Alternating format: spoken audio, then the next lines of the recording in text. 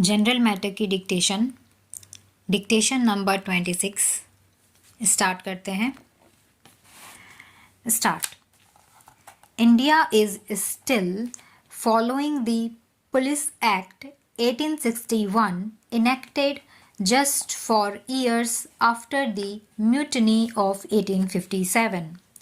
One can imagine as to what kind of law it would have been then. The Act must have recommended provisions for administrative interference and draconian orders from the above to keep foreign hold over India as strongly as possible. Police is such an indispensable subject as it affects the security of the common man most. The Police Act 1861 must have intended to impose a police regime. Unfortunately, after independence, the political system changed, but the police force retained its colonial character. The need for police reforms has long been felt, but nobody wants to do anything about it. The independent India witnessed the enactment of many acts in many states right from 1947. Bombay Police Act 1951 was passed and then other states followed. Unfortunately, all new acts have retained the characteristics of the Police Act 1861.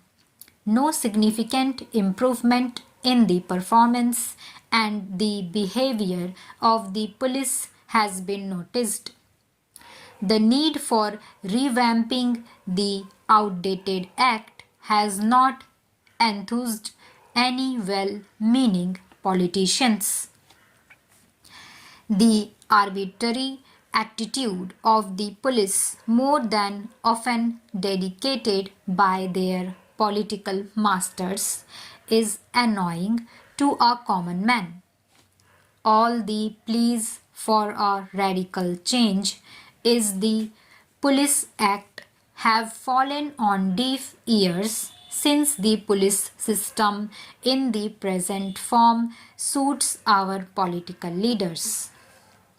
The National Police Commission 1981 made comprehensive recommendations to make the police more autonomous and more accountable.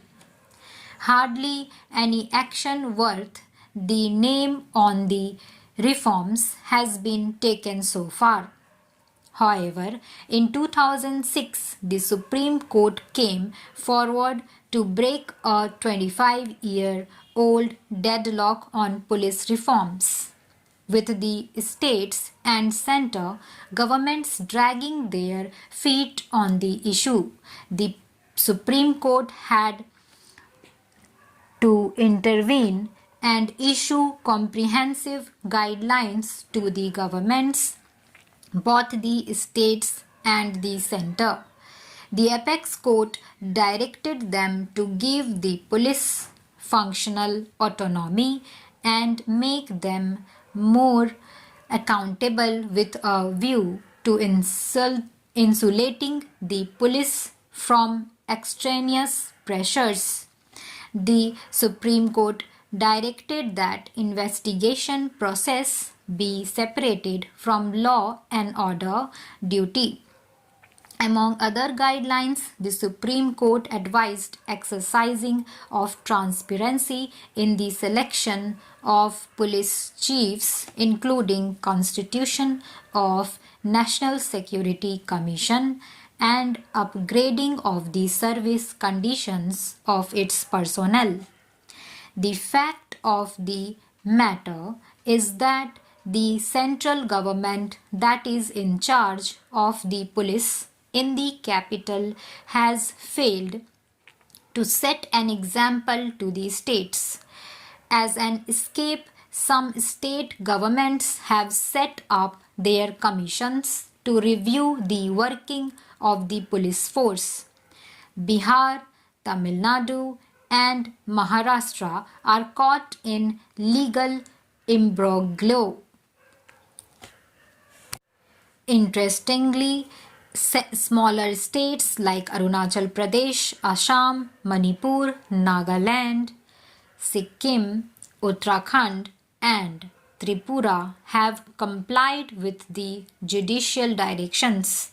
Other states have taken half-hearted measures in this direction.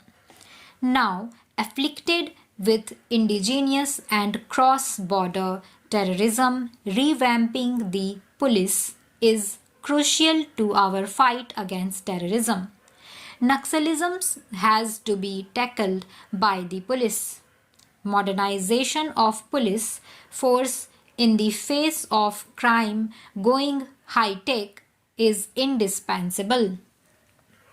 Sophisticated weaponry, communication technology, and training module has to be of international grade.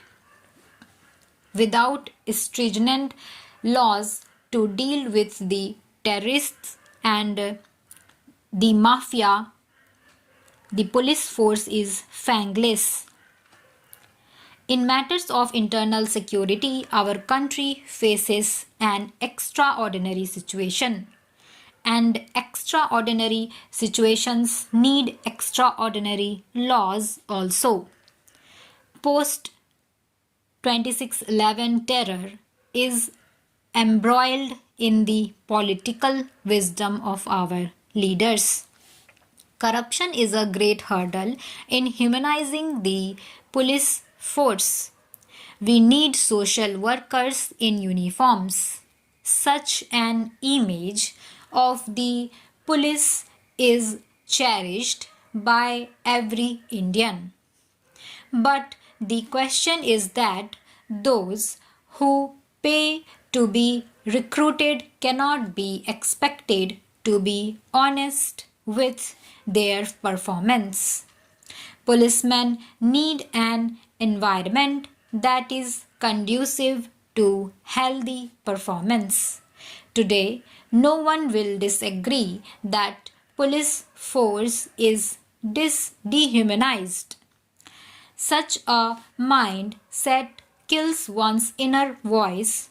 Good policing should accord top priority to human values. Trafficking in children, women, drugs, and threats from the road bullies can be dealt with a sense of service to society. Hence, the appeal for both legal and ethical reforms in the police force. The existing system is unacceptable. The nexus between the politicians, bureaucrats, and vested interest in the police establishment has to be destroyed as a requisite on the road to reforms.